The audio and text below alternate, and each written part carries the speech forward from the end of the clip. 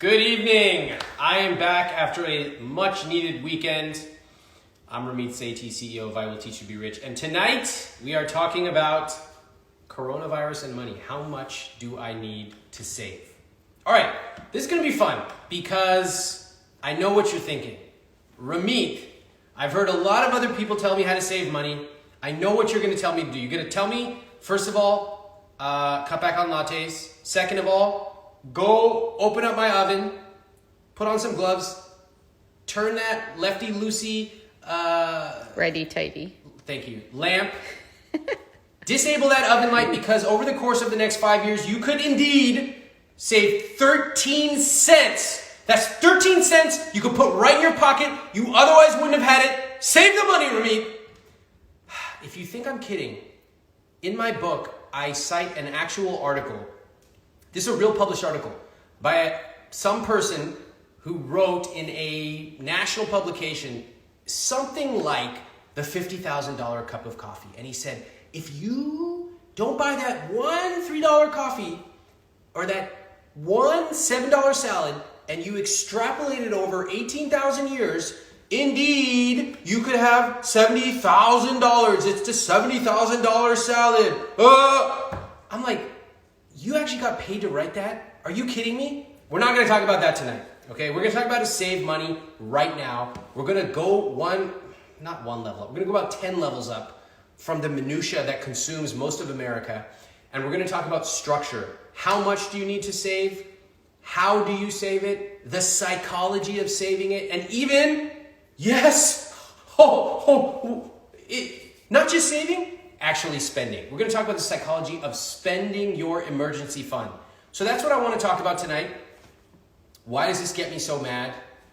Well, a lot of things get me mad. That's probably for another discussion.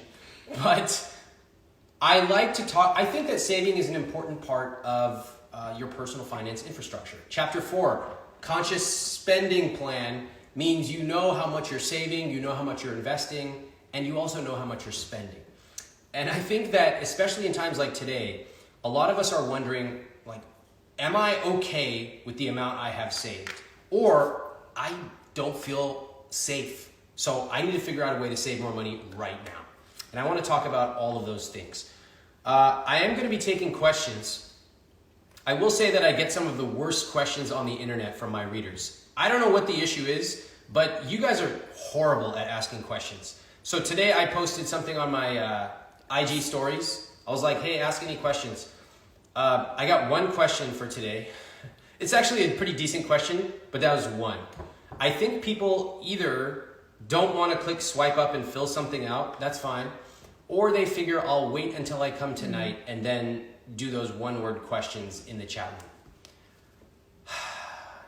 Either way, we're going to see what happens tonight with these disastrous questions. So if you have them, type them in the question box. Meanwhile, I want to talk about three things. I'll just answer your question. How much do you need to save? You need to have a 1-year emergency fund. Okay? That is what I am recommending you target. Now, I didn't used to recommend that for everyone. That was my personal rule. You can go look at my Twitter account or Google for Ramit's 10 money rules. I have, for a long time, I've said I always want to have 1 year of cash just sitting there. But I'm a bit conservative, right? I want to have it just in case. Generally, what is recommended is 3 to 6 months. And I've said, if you really want to be conservative, do a year. I'm now recommending that for everyone. So I'm going to talk to you today about why you need it, how to build it, and the psychology of building and spending that emergency fund. All right, so let's do it. So first off, let me show you an example. Let's say that right now, today, you have a job. How many people here have a job and you see what's going on with unemployment numbers, but for now you feel safe? How many people here have that situation? All right, let's say that you've also got some money in savings, but you don't know how many months it is. It might just be $500 or $5,000 or even $25,000, but it's just sitting around in a checking or savings account. You don't quite know how many months of expenses that is. How many people here are in that situation? A lot of people, okay? Now let's say 3 months go by and unemployment continues to rise. More people are laid off. More businesses close, more industries close, some for the foreseeable future. And let's just assume, for the worst case, that you also are laid off. Nothing personal. Remember, I've been laid off myself. But the industry contracts and you are laid off. What do you do? What most people do is they wait until that minute and then they panic. They don't know how unemployment works. They don't know how much they had in savings, but they know that they should have done it a long time ago. I'm seeing this on Twitter and Instagram all day long right now. I really wish I'd read that book 10 years ago. Okay? One of the key differences between the rich and everybody else is that people who are living rich lives plan before they need to. In general, you do not want your back to be up against the wall. It's a bad place to, look at this. I don't like this. I don't want to be up against the wall. I want to have room to breathe, to maneuver, to think ahead. So that's what we're going to talk about today. I want you to remember one critical factor in times like this.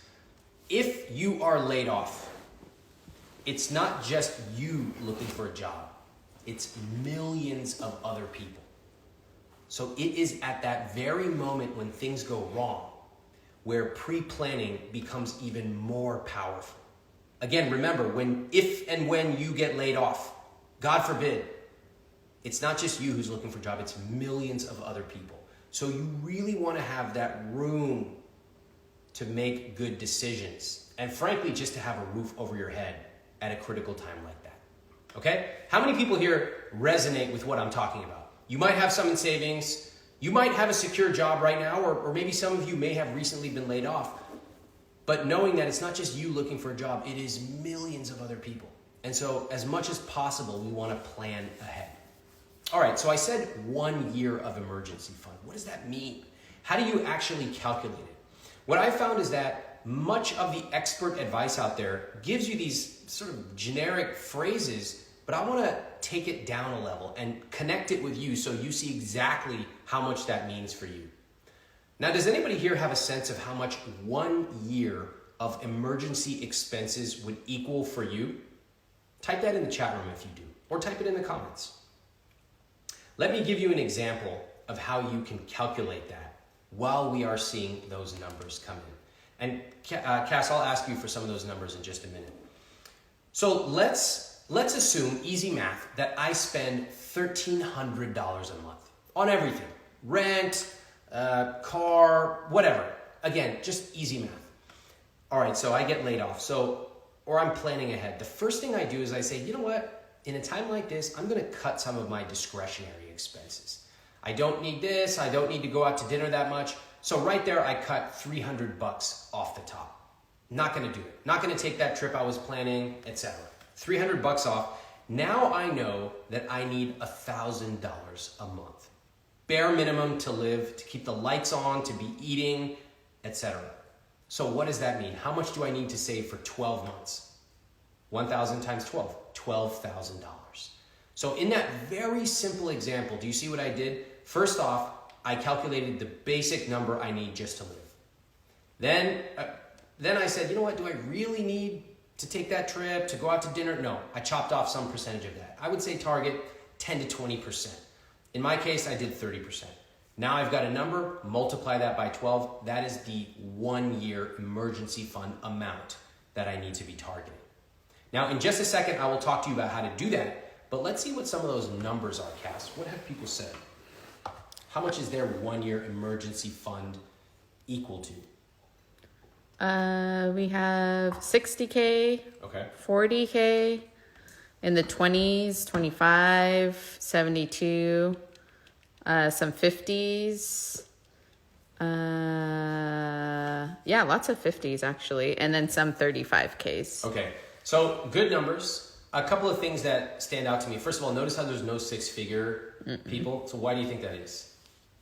They don't speak up at times like this, right? This is why in a couple of days I'm doing a special session for high earners where we can talk about things that are normally not talked about. High earners do not speak up in chat rooms like this and on Reddit because everybody hates them, okay? I don't think we should hate them. I think we should have a space where we can safely talk about those issues. But in general, those are different issues. The second thing I noticed that a lot of people hovering around the 50K range. What I suspect is that most of those people make 50K. And so just as a rule of thumb, they're just going, well, I make 50K. I think I pretty much spend what I make. So 50K, don't do that. You guys you're being intellectually lazy. If you make 50K, do you contribute to your 401k? If you read my book, you do. If you haven't read my book, get off this Instagram account and go get my book right now and start reading it. So you contribute to your IRA, your 401k. You have some expense for your children, sending them to daycare. You have this, you have that. It's not really 50K that you need to fully keep the lights on. I'm asking for your minimum expenses, minimum. If you just get lazy and say, I make 50K, so my 50K is no, that's lazy, and that's gonna mislead you. It's also gonna make it harder because you're gonna be trying to save 50K when in reality you might only need to be saving, let's say 40K. That's a big difference. So I want you guys to take the time and go through the process of calculating your minimum expenses, then multiplying by 12. Okay, now let me talk about what people's first reaction is. What is your first reaction when I say 1 year of emergency expenses? I know. Most people like, I'm not gonna do that. There's no way I can save that much money. That would take too long. That will take me years. I'm not gonna bother at all. See, that is the normal thing that we do when confronted with a big challenge, especially one that does not feel like it's within our control, all right? Think of anything, I need to make this much money. I need to save this much money. I need to run 10 miles. Impossible. But of course, how do you run 10 miles? You run it by putting on your shoes and taking one step and another and training and doing it over a long period of time. Nobody's expecting you to save this much by tomorrow. Oftentimes, it takes years to save up a full-scale emergency fund. In this case, we're going to try to compress that. We're also going to say, hey, look, if you can't save a year, but instead you can save 7 months, that's better than nothing. So we're not going to target perfect. We're going to target the 85% solution from my book, and we're going to get on with our lives. Okay? That is the psychology of accepting that you need to build an emergency fund. All right, so how do you do it? Well, first of all, we talked about cutting those expenses that you don't need to do, that you may have been thinking about spending later in the year, etc. Just to give you a sense of how I'm thinking about money, I have basically written off the rest of the year in terms of going anywhere. So we're not taking our trip at the end of the year. We have some weddings. Either they've already been canceled or I expect they will be canceled. I am anticipating that nothing will basically be open until the end of the year. Now again, what do I know? But I'm planning conservatively, so that is how I'm thinking about my expenses. It's crazy, but I hear people that are still planning for a trip in July. That's up to you if you want to still plan it, but under the auspices of a savings goal, much less the health issue going on in this global pandemic, you might want to just say, not going to do that. All right? There are some other ways that you can save money.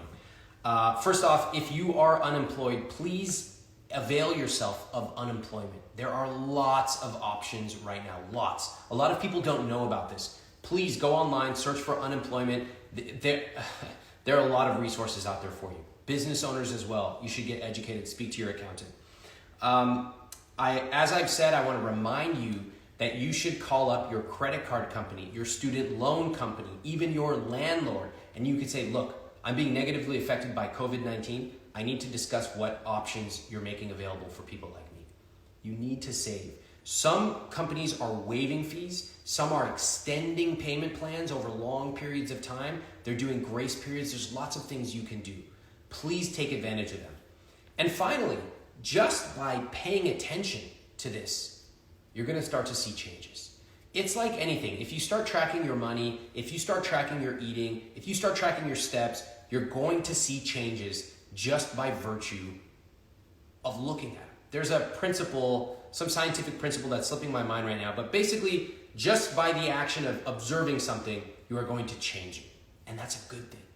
If you sit down tonight, you calculate your savings, your 1 year emergency amount, you start thinking, what can I cut? You're going to change it. You're going to start building that. Let's finally not forget one thing. Of course, you can earn more and you can take that money and put it right into your emergency fund. All right, and that's a lot of what I talk about in my programs, etc. Okay, let's go now to the psychology of using your emergency fund, and then we're going to take any questions that we've got. So if you've got questions, type them in the question box. I am seeing a lot of people who have money saved up, but they are terrified to use it. And this is the opposite of people who have a spending problem. You know, there's a lot of people who spend 105% of what they make every year or every month. The other side are these hyper frugalistas whose entire life is logging into their personal capital account and looking at, oh my God, I had a 29% savings rate last month, but my average is 33.3%. I'm really slipping.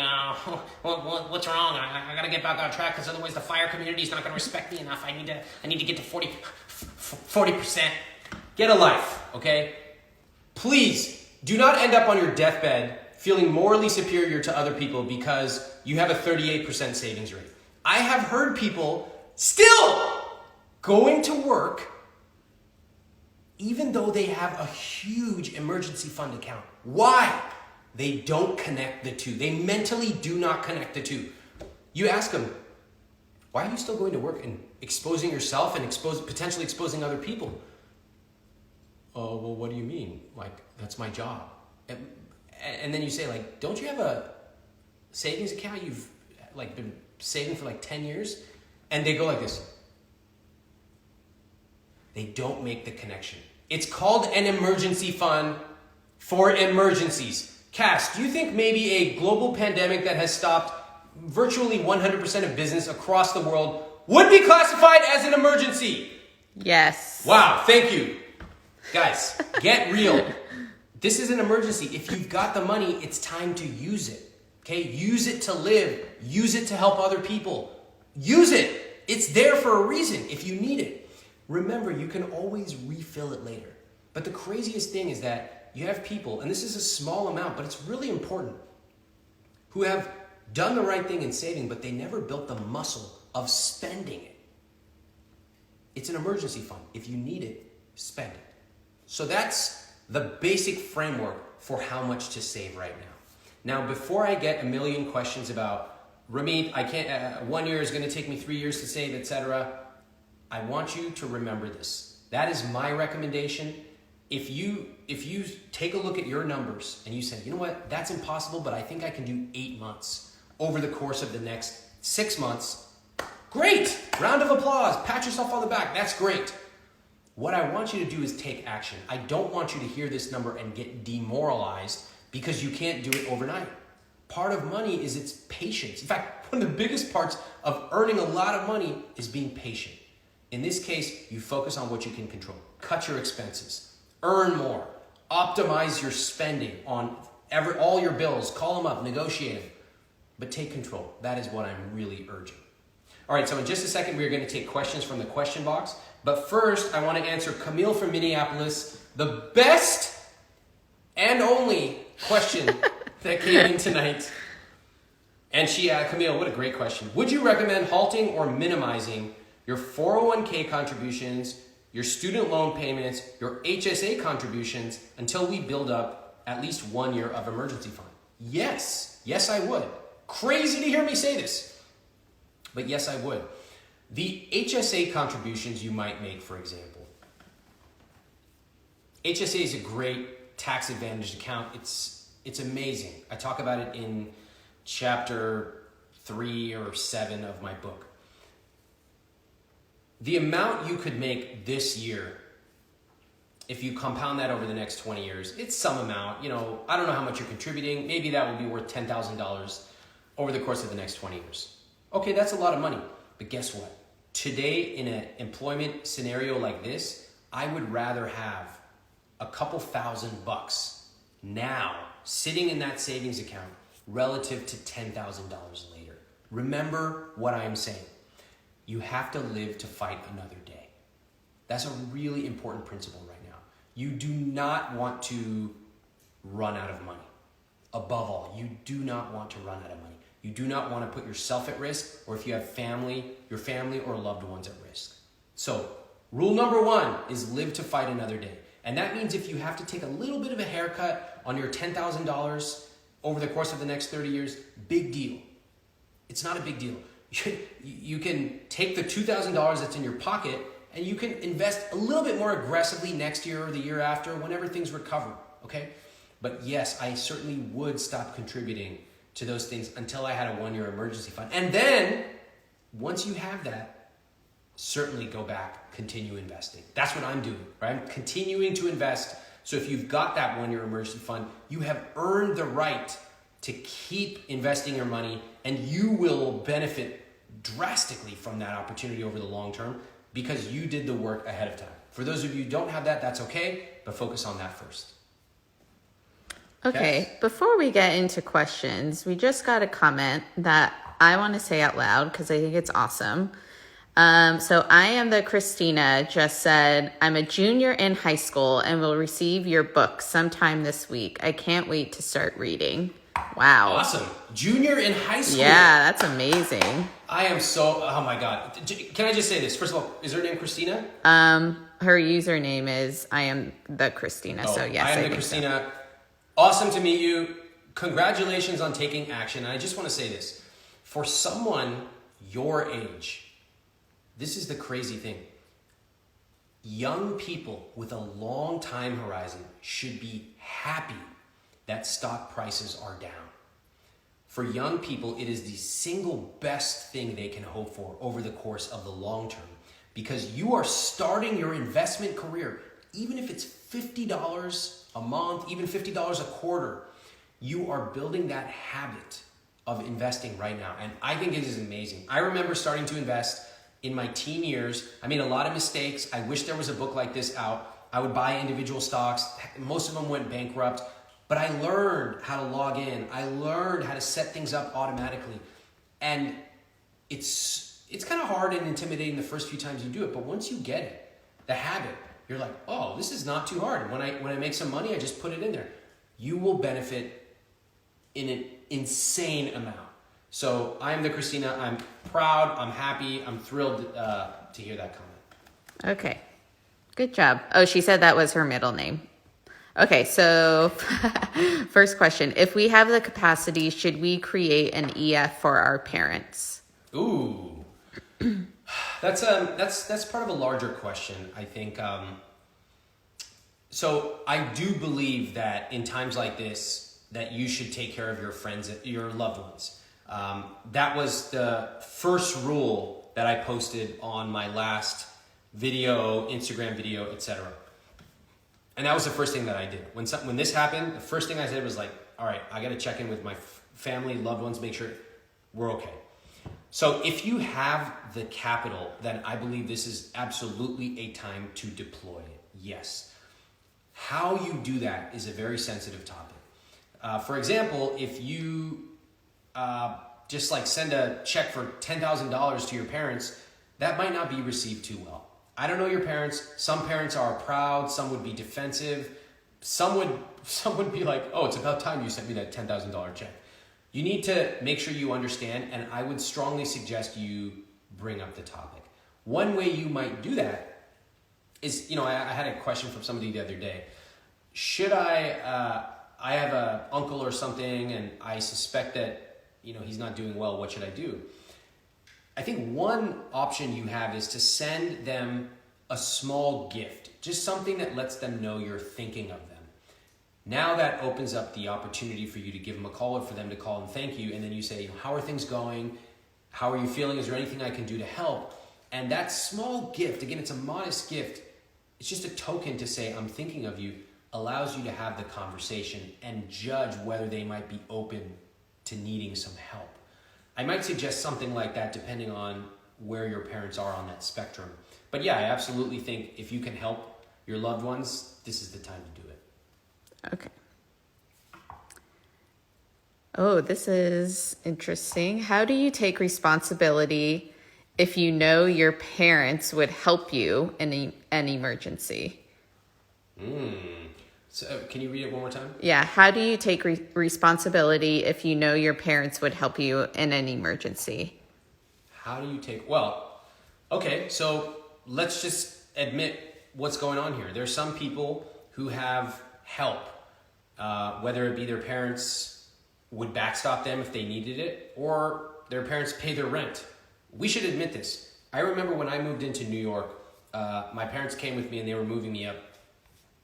And there were like a lot of young, like 20-something kids in the elevator that day for some reason. And my mom was like, oh wow, a lot of young people here. I was like, Mom, those kids don't pay for their apartments. Their parents pay. And my parents are from the West Coast, and we didn't grow up with parents paying for kids' apartments. My mom was like, what? How do they have that much money? I'm like, welcome to New York. So it happens. My encouragement for everyone living your rich life is, first, understand how to make your own rich life. Okay, that's important. Second, acknowledge the advantages you have. And sometimes you might have to use them. Okay, but that's not the first place I go. For example, if you came to me and you said, Ramit, I tried to do it all on my own. I'm about to be out on the street. My parents have happily offered to help me with rent, but like, you told me not to take anybody's help. That would be a horrible interpretation of what I'm saying.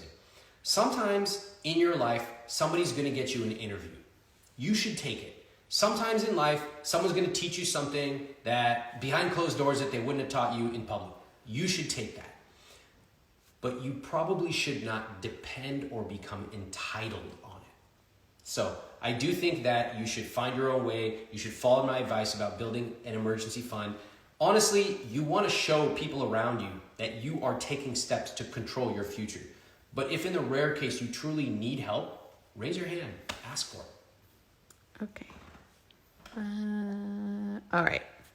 Should we take out the 100K with no penalty out of the 401k right now? I would not do that unless it's a dire case.